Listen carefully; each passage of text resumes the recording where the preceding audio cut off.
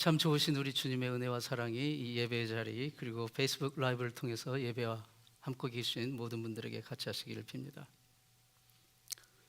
제가 오래전에 한국에서 살 때 여름철이 되면은 그 국도변 같은 그 도로변에 이 노점상들이 있었어요.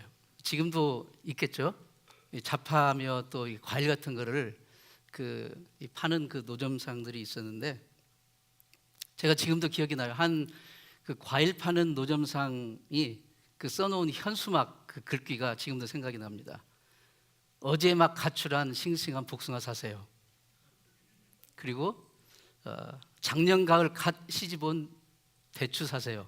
이런 말을 써붙였던 기억이 납니다. 똑같은 복숭아나 대추라 할지라도 앞에 어떤 말을 갖다 붙이느냐에 따라서 그 이미지가 달라 보이고 기분이 다르게 되는 거예요. 오늘 이 시간 우리 같이 예배드리러 나오신 옆 사람에게 한번 인사해 보시기 바랍니다. 당신은 왜 그렇게 얼굴이 떴어요? 그런 말 하지 말고, 기왕이면 당신은 어제 가출한 싱싱한 복숭아 같아요. 그렇게 한번 인사해 보시기 바랍니다.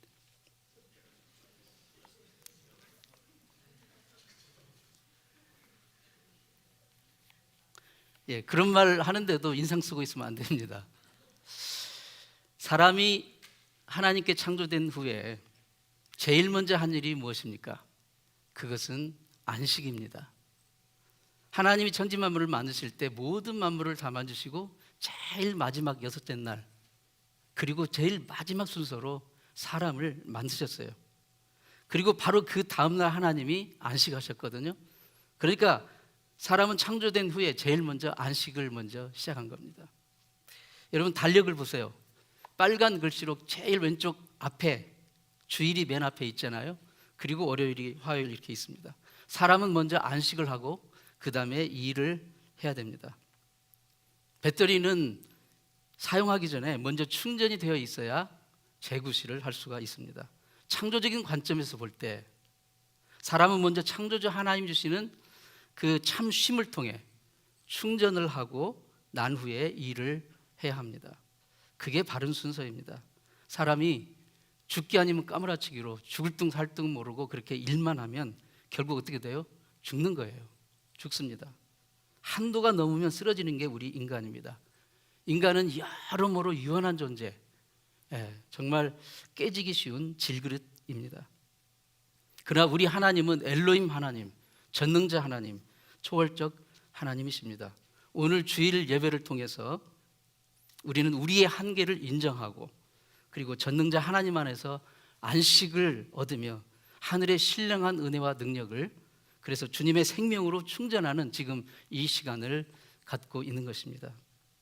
이사야 40장 31절에 여호와를 앙망하는 자는 새 힘을 얻으리니 독수리의 날개치며 올라감 같을 것이요, 하나님을 앙망하는 자는 세상이 줄 수 없는 하늘의 힘을 공급받는 줄 믿습니다.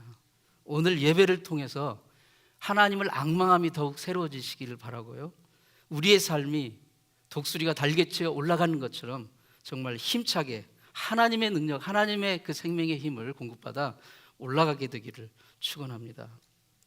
오늘 본문 8절 말씀 보면 하나님께서 에덴 동산을 만드시는 그런 내용이 나옵니다.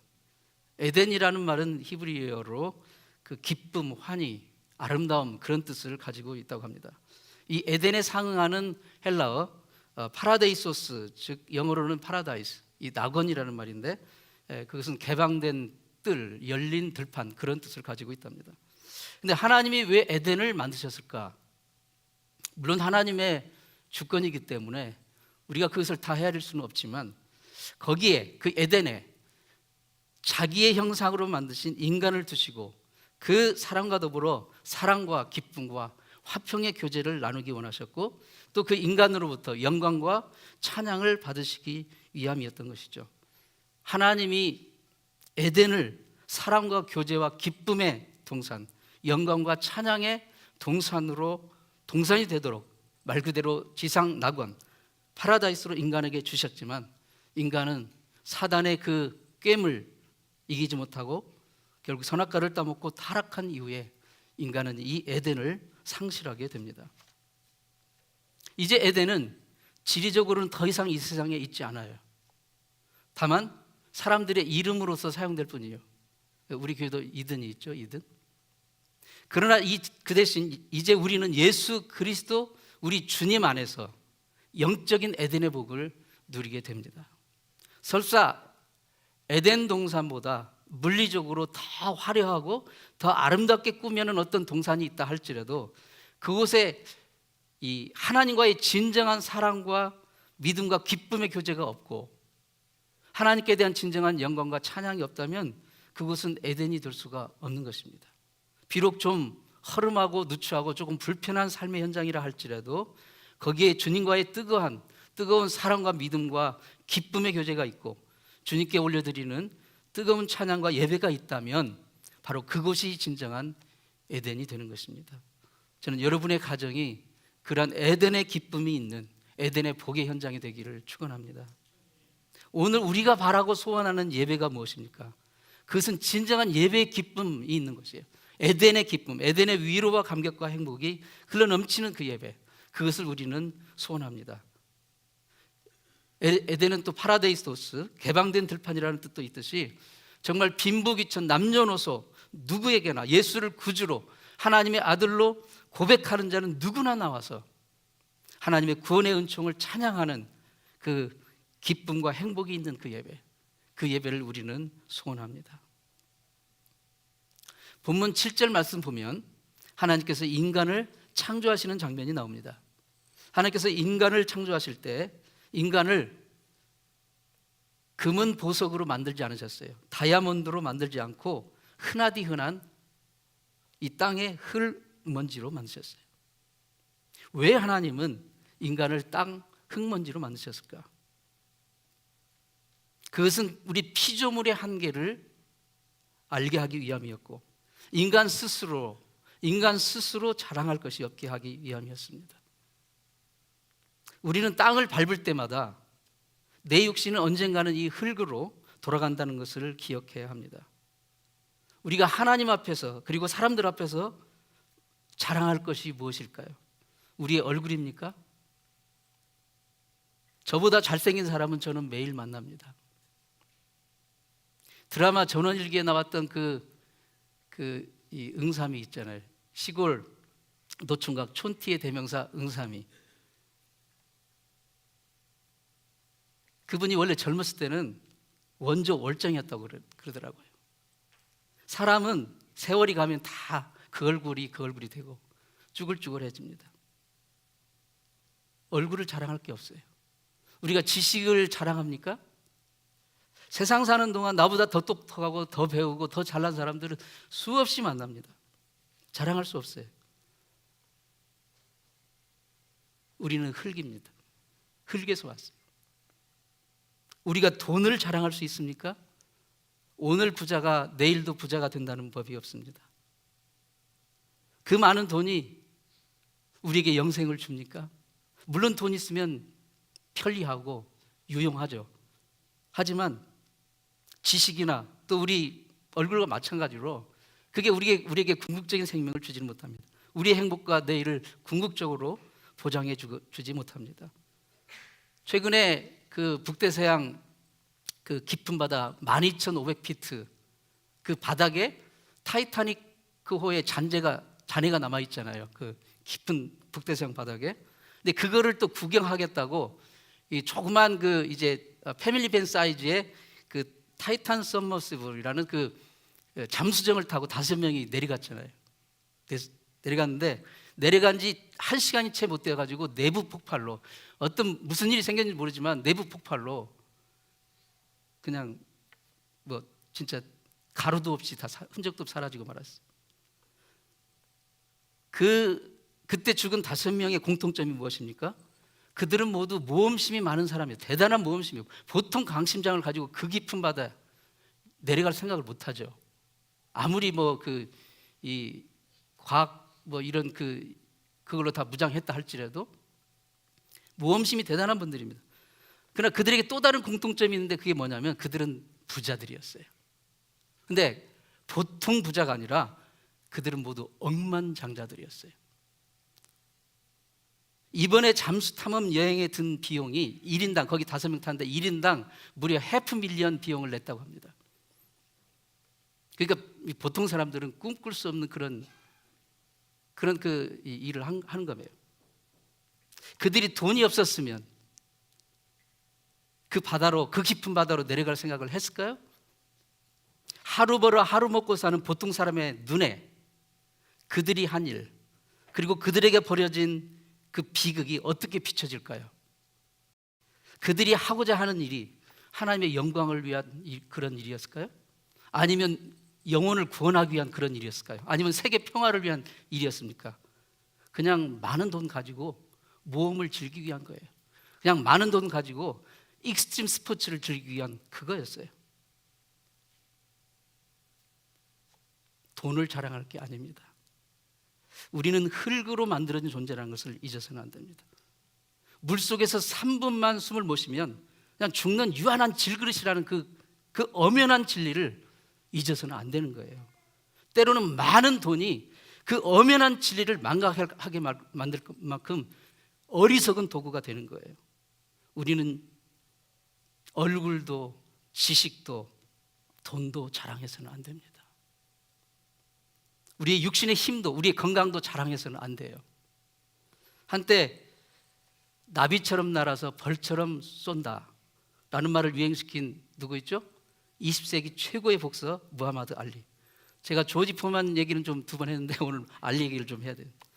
그가 한창 세계 챔피언 시절에, 한창 최고의 인기를 구가하던 시절에 어느 날 비행기를 탔어요. 비행기 이륙 직전에 여자 승무원이 다가와가지고 알리 씨, 제가 알리 씨 팬입니다. 그런데 우선 안전벨트를 좀 매세요. 비행기 이륙하기 전에는 모든 승객은 안전벨트를 매야 할 의무가 있습니다. 이렇게 말해요. 그러니까 알리가 거드름을 피면서 이렇게 말합니다. 승무원에게, 아가씨, 나는 그런 거 안 매도 돼요. 왜냐하면 나는 세계 최고의 슈퍼맨이거든. 이렇게 얘기를 했어요. 그러자 이 승무원이 아주 재치 있게 이렇게 받아쳤습니다. 진짜 슈퍼맨은 비행기 탈 필요도 없죠. 스스로 날아다니니까. 그러자 알리는 아무 말도 못하고 안전벨트를 맸답니다. 여러분, 그 자칭 슈퍼맨이라는 그 사람, 결국 노년에 어떻게 됐습니까? 자기 몸도 가르지 못하는 알츠하이머 병에 걸려요.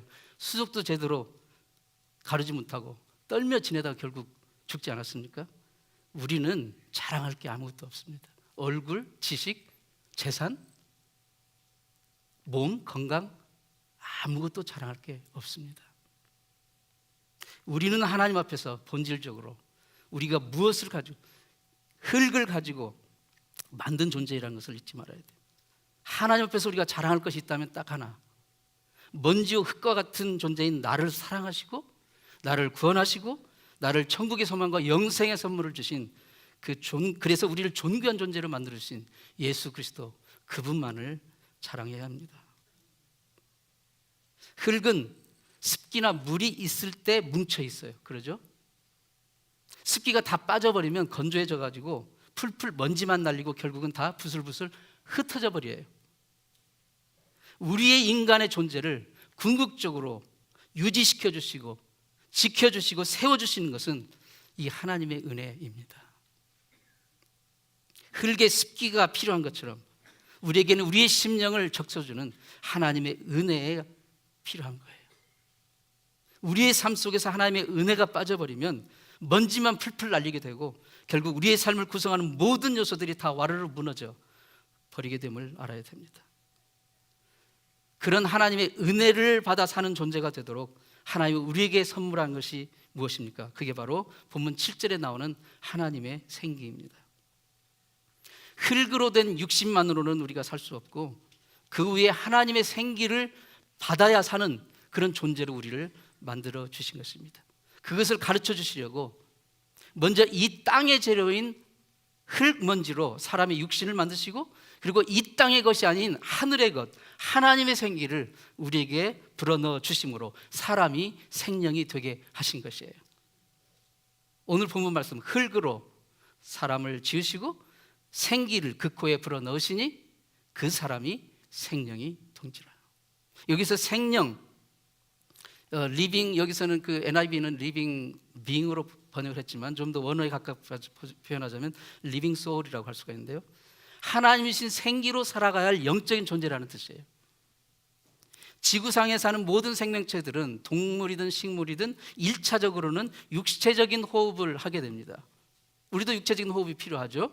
그런데 사람은 육체적인 호흡만으로는 살아가는 게 아니라 하나님의 생기가 들어와 하나님의 영으로, 하나님이신 영으로 호흡해야 될 영적인 존재가 된 겁니다. 생기가 무엇입니까? 헬라어로 푸뉴마라고 하죠. 이 단어는 성경에서 기름, 바람 또는 성령 이런 단어를 표현할 때 쓰여지는 단어입니다. 요한복음 3장 8절에 예수님이 니고데메와 대화를 하시면서 이런 말씀을 하셔요. 바람이 임으로 불매 내가 그 소리를 들어도 어디서 오며 어디로 가는지 알지 못하나니 성령으로 난 사람은 다 이러하다. 이렇게 예수님이 성령을 바람으로 비유해 설명하셨습니다. 성령이 때로는 불처럼, 때로는 물처럼, 때로는 바람처럼 역사하실 때도 있습니다. 이 성령의 바람이 불면 우리 삶 속에 하나님의 그 생명이 회복되는 역사가 일어나는 거예요. 치유되는 역사가 일어나는 것입니다. 하나님께서 홍수로 이 땅을 심판하셨을 때 40일이 지난 뒤에 바람을 일으키셨어요. 창세기 8장 1절 말씀 보면 하나님께서 바람으로 땅 위에 불게 하심에 물이 감하였고, 물이 감하게 하는 유일한 방법은 하나님이 바람을 보내셔야 돼요. 다른 방법은 안 돼요. 하나님께서 땅 위에 그 홍수 물을 바람으로 마르게 하시자 비로소 노아 식구가 방주에서 나와서 농사를 짓기 시작했고, 그리고 모든 짐승들이 나와서 온 땅에 번식하기 시작한 것입니다. 하나님의 바람이 불어야 생명의 역사가 일어나는 것입니다. 이 하나님의 생명의 바람이 저와 여러분의 삶의 현장에 불어옴으로써 절망이 소망으로, 질병이 건강으로, 궁핍함이 풍요로움으로, 어둠이 빛으로, 슬픔이 기쁨으로 변화되는 그런 역사가 일어나게 되기를 축원합니다. 최초의 낙원 에덴 동산에서 불기 시작한 이 하나님의 생명의 바람은 오늘도 여전히 우리의 심령 가운데, 우리 삶의 현장에 불어오고 있습니다. 사람에게 바람 맞으면 어때요? 자존심 상하고 죽고 싶죠. 사람에게 바람 맞으면. 근데 하나님께는 바람을 많이 맞아야 됩니다. 이 하나님의 성령의 바람, 하나님의 생명의 바람을 맞아야 돼요. 그래야 우리가 삽니다. 어떻게 이 하나님의 생명의 바람을 맞아 축복된 삶을 살아갈 수 있을까요? 하나님의 말씀을 붙잡아야 됩니다. 하나님의 말씀을 우리가 품어야 됩니다. 말씀을 그 무엇보다도 귀중히 여겨야 합니다. 하나님의 말씀의 법을 지켜야 우리의 삶의 구석구석에 하나님의 생명이 회복되는 역사가 일어나는 것입니다. 아담과 하와가 그 아름답고 그 풍족하고 부족함이 없는 축복의 동산, 기쁨의 동산 에덴에서 쫓겨난 이유가 무엇입니까? 마귀에게 속아 선악과를 따먹었기 때문이지만 본질적으로는 선악과를 따먹지 말라는 하나님의 말씀을 버렸기 때문이에요. 하나님의 말씀을 버렸기 때문에. 말씀을 버렸다는 것은 말씀을 주신 하나님을 버렸다는 얘기인 거예요. 선악과를 따 먹어봐라는 마귀의 말은 순종하면서 선악과를 먹지 말라는 하나님의 말은 불순종한 거예요. 버린 겁니다. 그렇기 때문에 그들은 에덴을 잃어버린 거예요. 아담과 하와처럼 축복의 한 복판에 있어 에덴 동산에 있었어도 말씀을 버리면 에덴에서 쫓겨나는 거예요. 말씀을 버리면 에덴을 잃게 되는 거예요. 그러나 반대로 에스겔 선지자가 환상에서 봤던 죽어 말라 비틀어진 뼈다귀들만 가득한 죽음의 골짜기에 있다 할지라도 거기에 생기야 불어라. 하나님의 말씀이 선포될 때 하나님의 생명의 말씀이 그 마른 뼈들에게, 죽은 마른 뼈들에게 들어가자 살이 붙고 힘줄이 붙고 생기가 들어가고 생명체가 되어 하나님의 군대를 이루었더라. 환난과 역경의 한복판에 있다 할지라도 하나님의 생명의 바람, 그 말씀을 온전히 붙잡을 때, 하나님의 생명의 바람을 맞게 될 때 생명이 회복되는, 우리 삶이 회복되는 역사가 일어나게 되는 것입니다. 이게 말씀이 역사하는 원리고 하나님의 바람이, 생명의 바람이 부는 원리입니다. 케네디 대통령의 부인이었던 제클린 케네디, 유명한 그 퍼스트 레이디였죠. 남편이 이제 그 케네디 대통령이 죽은 후에 재혼을 했습니다. 근데 그리스 그 선박재벌인 오나시스와 재혼을 했어요. 이 오나시스라는 사람은 그 원래 이름은 아리스토텔레스 소크라테스 오나시스. 그리스에서 제일 좋다는 이름은 다 갖다 붙였어요, 이 사람이. 아리스토텔레스 소크라테스 오나시스. 그러니까 아버지가 그 이름을 붙일 때 정말 그 이름처럼 존귀한 삶을 살라고 했을 거 아닙니까? 하지만 그의 삶 자체는 이름의 그 숭고함과는 거리가 먼 삶을 사는 거예요. 수단 방법 가리지 않고 큰 부자가 되었지만 결국 그의 불우한 재물들은 정말 새처럼 다 날아가 버렸고, 그리고 그의 하나뿐인 외아들은 비행기 추락으로 죽고 말았어요. 결혼한 그 제클린 케네디도 그의 하나 남은 아들 존 F 케네디 주니어도 38세 비행기 사고로 죽지 않았습니까? 아무리 돈과 권력과 명예, 인기가 많아도 하나님의 진정한 이 생명의 바람을 받지 않은 인생은, 하나님의 말씀을 통해 생명의 바람을 맞지 않는 인생은 물 끼얹는 흙처럼 한순간에 먼지로 다 날아가 버리고 마는 것입니다. 머슴살이 하던 가난한 아버지가 있었어요. 그 아버지는 자기 사랑하는 아들에게 귀가 닳도록 이렇게 가르쳤어요. 어렸을 때부터. 나는 너에게 물려줄 돈도 권세도 없다. 그러나 정말 명심하거라. 하나님을 잘 섬기는 사람이 되거라. 주님의 교회를 사랑하는 사람이 되거라.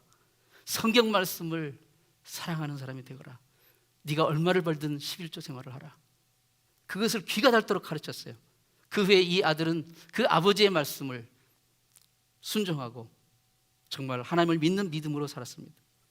그는 나중에 미국에서 1700여 개의 가장 그 하이라이트였을 때는 지점을 가진 백화점을 창업하게 되고, 그리고 미국 방방곡곡에 교회를 세우고, 그리고 불우한 사람들을 도와주며 평생을 살았습니다. 이 사람이 바로 제시 페니의 백화점 창업자인 제임스 캐시 페니라는 사람입니다.